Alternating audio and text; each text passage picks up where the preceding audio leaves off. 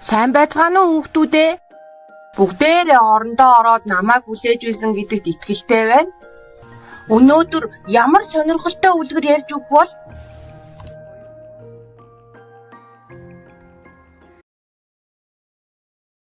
Хүүхдүүдээ, өнөөдөр бүгдээрээ бидний аав ээжийн бас л сонсож өссөн өнхрүүш гэдэг маш хөөрхөн үлгэрийг сонсоцгооно. Эртээ урдын цагт өвгөн эмгэн хоёр амьдран суудаг байжээ. Өвгөн нэг өдөр эмгэндээ "Эмгэн, өнхрүүш боо хийгээч" гэхэд эмгэн нь "Горил байхгүй юугаар хийх вүлээ дээ?" "Эмгэн минь авдрын ёроо шавхвал атг гурил гарна, савны ёроо шавхвал шанаг гурил гарна штэ."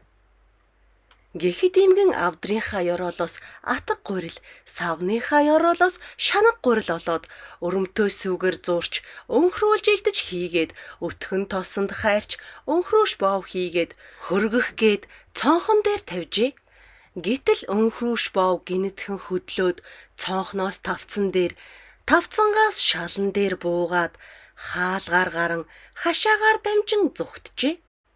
Түүнийг замаар өнхөрч явтал туулай тааралдаж "Ямар сайхан боов бэ? Одоо чамайг идэндээ" гэхэд "Дэлдэн туулаа минь намайг бүйдэж би чамд дуулж өгье" гэж гин. Тэгээд ингэж дуулжээ. Авдрын ёроолоос авсан, атга гурлаар хийсэн, савны ёроолоос авсан, шанаг гурлаар хийсэн, өрөмтөө сүүгээр зуурсан, өтгөн тосонд чансан, өвгөн эмгэн хоёроос өөрийн чадлаар зүгтаасан, дэлдэн туулаад чамаас дэгдэн зайлж чадна гэд өнхрөн зүгтаачихжээ. Ингэж явтал чонтой тааралджээ. "Өнхрүүш боо чамайг одоо би идэндээ" Чанга намайг битгий идэж би танд дуулж өгье гэд дахиад л дуулж гарчээ. Авдрын ёроолоос авсан, атга гурлаар хийсэн, савны ёроолоос авсан, шанаг гурлаар хийсэн, өрөмтөө сүүгээр зуурсан, өтгөн тосонд чансан, өвгөн эмгэн хоёроос өөрийн чадлаар зүгтаасан, дэлдэн туулаа тааралдахад дэгдэн зайлж чадсан, өлөн чамаас өнгөрөн зүгтааж чадна гэд өнхрөн зүгтаачихжээ. Ингэж яваад баавгайтай тааралджээ. "Оо багшаа, эн чи ямар сэргэлэн өнхрүүш вэ? Тэгэл өнхрөөл дуулж өгөөл ингээл молиг өмгүүлэл зүгтаагаад ах юм уу?" Чи молиг өмгүүлнэ гэж юу гэсэн үг юм бэ? Гоо яах вэ багшаа, нөгөө хүн уурхий чин хүмүүс фейсбүүкээр молиг өмгүүлнэ гэдэг нь штэ багшаа.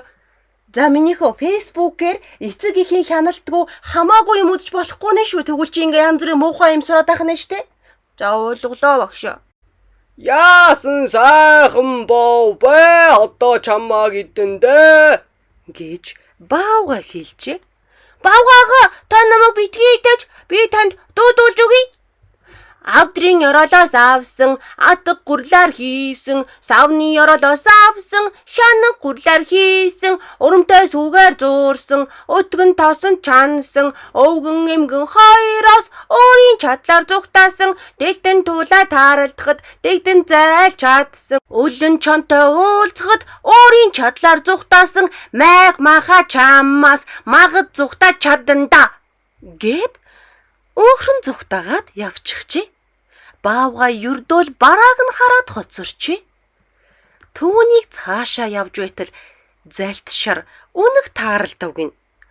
"Амттай сайхан боо байх ч нэ хараач. Шаргал тус үнэртэй янзын сайхан амттай байх даа" гэж гин. "Алив, одоо чамайг иднэ." Үнийг ихч минь идэж яах гэсэн юм бэ? Үнэхээр сайхан дуулж өгье. Та сонсож байгаарай.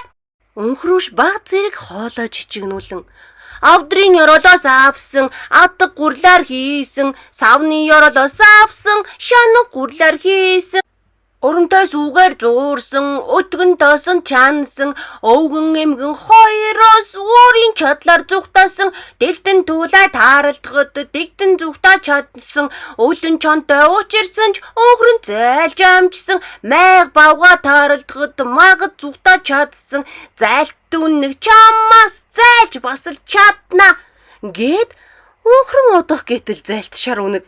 Ямар сайхан дуу ээ. Даан чих чинь нас хөгшрөөд чих хатуутай болсон тул сайн сонсож юусоо чадсангүй.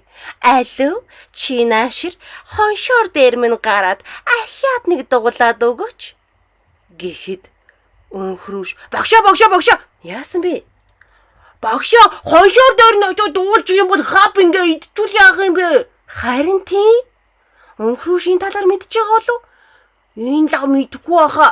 Гэхэд өнхрөөш хоншоор дээр нь үсрэн гараад нөгөө дуугаа дуулж дуустал үнэг түүнийг ганцхан хоп гэд идчихэж гин. Оо багшаа хилээд ахад чиндээ энэ өнхрөөш чи ямар тэнэг юм бэ? Харин тийм те. Оо дахиад цаашаа зүгтаачгүй шаал дэмий хоншоор дээр нь гараад ойртоо дээсэн. Ястай онцгүй байна. Үлгэр тэгтээ таалагдв. Яг үлгэрж яг таалагдсан л да агшаа тэгтээ ингээ идүүлчгээр чинь жоохон харамсалтай юм аа. Минийхөө эн чинь үлгэр учраас заримдаа сургамжтай байх үүднээс ингэж төгсөж болдог байхгүй юу? Тийм л байх л да багшаа. Тэгтээ мэдээж би юм ойлгосон л да. Чи юу ойлгов? Гоо яах вэ? Янз бүрийн юм сураал хүн ингээл заримдаа 5 аваал байх юм бол дандаа л 5 авч явах хэрэгтэй юм шиг би тэртээ тэргүй онц авчиндаа гэж бодоол хитрхи бардаал онгироол гайхуулаад байх юм бол заримдаа айгүй хурдан бүдэрчгдэг юм шиг санагддаг. Чи мэддэг юм биш үү? Тийм ээ агшаа манаа нэг онц сурдаг ах байдаг байхгүй юу бэлгүүнээгээд. За бэлгүүнээ ах маань тэгээ заримдаа хичээлдээ хитрхи бардаал онгироол даалгавраа чигээ болчихгүй байд юм а. Яагаад? Гоо яах вэ дандаа онц авсаар агаад? Тийм үү? Тийм тэгээ заримдаа би тэгтээ тэргүй мундаг хэмжингээд ингээд онгироод агаараа нэг өдөр муу авцсан ирдэг. Тийм үү? Тэгэхээр яах ёстой ах нь? Гоо яах вэ бэлгүүнээ ах өдөр болгон хичээлээ одоо өнөөдөр ч гэсэн хичээх ёстой би чадахгүй байж магадгүй муу авчиж магадгүй энэ хичээл дээр онц гарч чадахгүй байж магадгүй гэж бодсон бол тэгхгүй ч үйсэн билүү? Хитрхи бардам хүн заримдаа жижигхэн чуулганд бүдэрдэг гэж ээж маань дандаа хэлдэг. Чи ёстой зөв юм мэддэг юм биш үү минийхөө? За оройтчихлаа. Одоо унтта. Тэгье агшаа. Та нар ч гэсэн зөндөө юм ойлгосон баг гэж найдаж байна найзуудаа. Дараажийнхаа үлгэрээрээ эргэн уулзлаа. Түр баяртай. Тэрнээс гадна гадуур ханиад их болоо маска сайн зүгээрээ найзуудаа. Сайхан амраарай.